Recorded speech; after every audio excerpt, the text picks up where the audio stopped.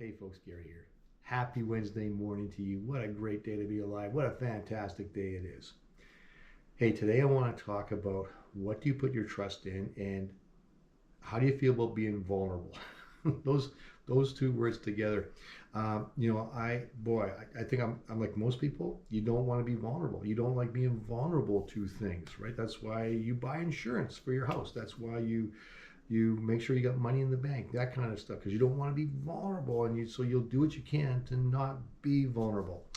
When we bought this house, and I really like this house. This is really a nice place. God gave us a really awesome place to buy, and we love this house.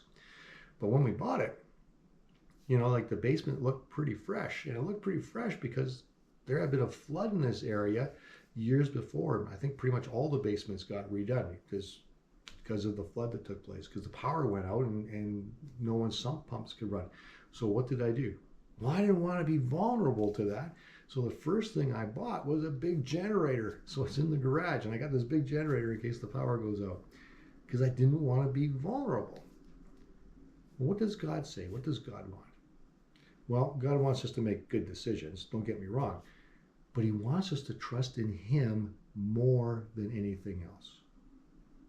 He wants us to be vulnerable to him, vulnerable to the things he wants to do, instead of trying to build up safeguards and all that kind of stuff. He says, no, trust me, follow me, be vulnerable with me.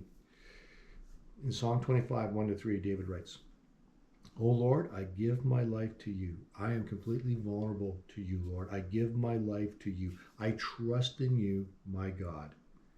Do not let me be disgraced or let my enemies rejoice in defeat." In other words, I'm trusting in you, Lord. I'm trusting in you. I'm giving my life completely to you.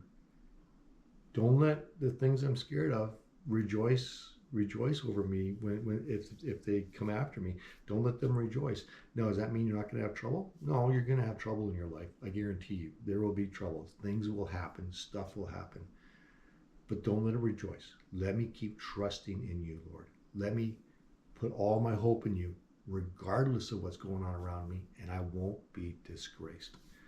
No one who trusts in you will ever be disgraced, but disgrace comes to those who try to deceive others. When you trust in God, you'll never see disgrace. You might see problems, you might have setbacks, but you won't be disgraced because you trust in God, because he is just that good. Now, that doesn't mean not that you shouldn't be smart about things. I think having a generator in the garage is a smart thing. That's being proactive. That's making sure you take care of things. But where is your trust? Your trust needs to be in God. Trust him wholly, and your life will be awesome. There you go. That's the message for today.